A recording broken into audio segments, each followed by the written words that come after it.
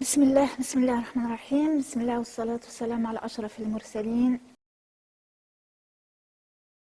On l'a appelé Safar parce que à cette époque-là où les Mécois quittaient la Mecque et allaient en voyage. Et donc la Mecque se vidait. Et donc c'était le mois durant lequel la Mecque se vidait. Donc nous, ce qu'on va faire, c'est utiliser cette soirée pour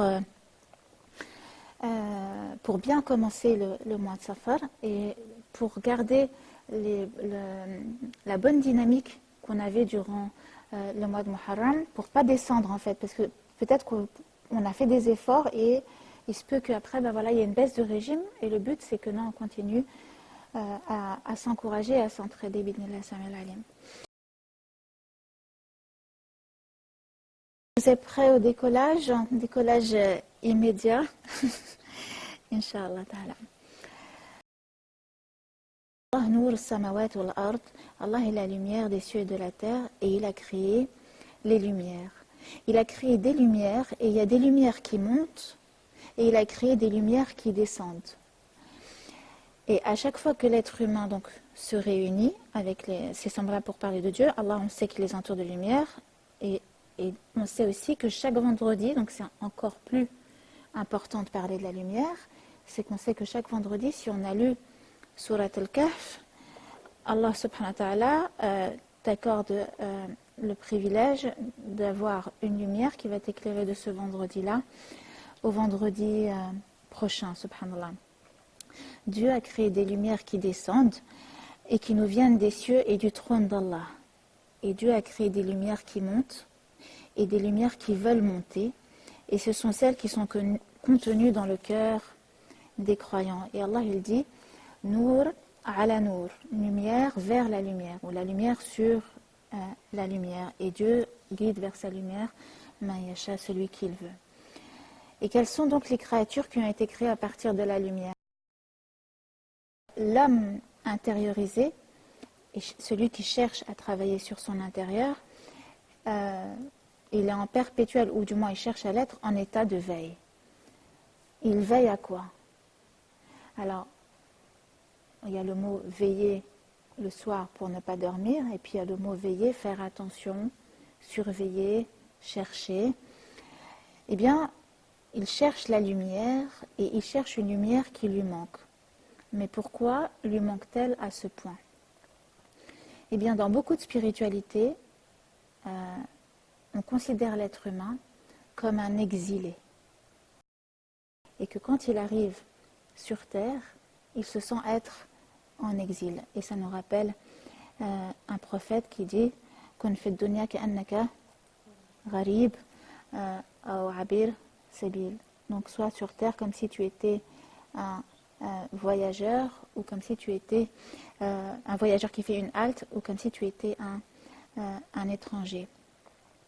Donc pour l'homme de foi, il considère sa condition terrestre comme un exil et sa véritable patrie doit lui manquer.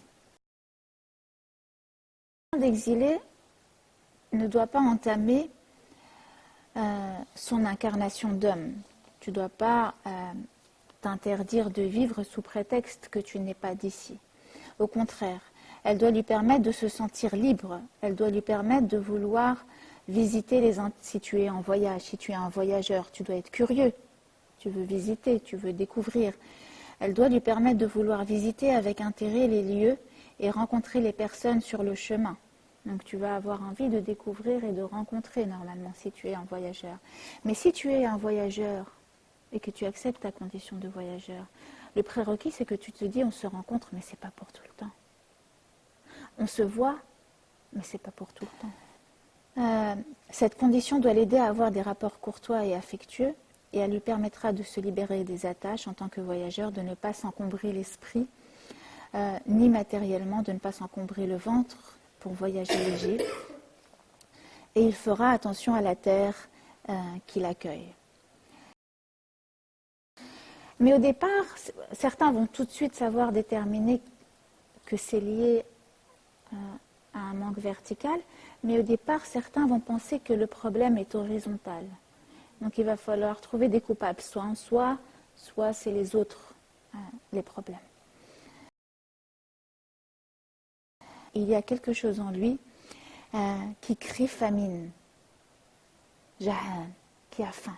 L'âme elle a faim, qui réclame. Il y a quelque chose qui crie et qui appelle à l'intérieur. On a dit Allah, il a créé une lumière qui descend et une lumière qui monte. Et Dieu a créé un appel du dedans et un appel du dehors. Hayya ala salat, hayya ala salat. Ça c'est l'appel du dehors, 5 fois par jour. Mais qui répond à quel appel? À l'appel du dedans, à la graine qui a faim à l'intérieur et qui demande, qui réclame, qui a besoin d'être nourrie. Et combien sont les humains sous-alimentés spirituellement? Combien sont les humains rachitiques, affamés, dont l'âme meurt de faim et de soif? Le dehors te dit, dehors, qu'est-ce qu'il te dit? Le dehors te dit, accumule, accumule. Et le dedans te dit, dépouille-toi, épluche, va au cœur, va à l'essentiel, retourne à l'essentiel. Pourquoi dit-on en islam que la vie est distraction? De quoi nous distrait-elle? De quoi nous détourne-t-elle notre intention, si ce n'est de l'intérieur? Et habiter avec soi-même, c'est pas si simple. Et c'est pour ça que on ne veut pas aller à l'intérieur. On ne veut pas quand il y a du silence. On ne veut pas quand il n'y a pas de bruit. Parce que là, on est nous avec nous. Donc on préfère mettre du dehors, mettre du bruit, pour ne pas entendre ce qu'il y a à l'intérieur. Et qu'est-ce qu'il y a à l'intérieur? Il y a quoi? Quel type de créature on est qui permet qu'on puisse monter en descendant dans les profondeurs de notre être? Laissez-moi vous raconter une histoire qui, je trouve, qui décrit bien une des peurs.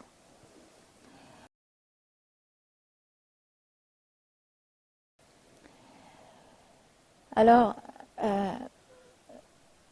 et parmi les éducateurs, ceux qui te diront Dieu peut suspendre sa course vers toi afin d'éprouver ton libre arbitre.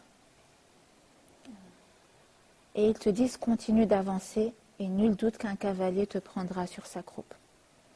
Nul doute que tu entendras ton prénom être de nouveau appelé. Avance en répétant quoi? Labbaik, Allahumma labbaik. Ça veut dire quoi labbaik, Allahumma labbaik? Maintenant concrètement, qu'est-ce qu'on peut faire pour cette nourriture du dedans et pas être attaqué et pas... Alors je voulais vous parler de mon défi.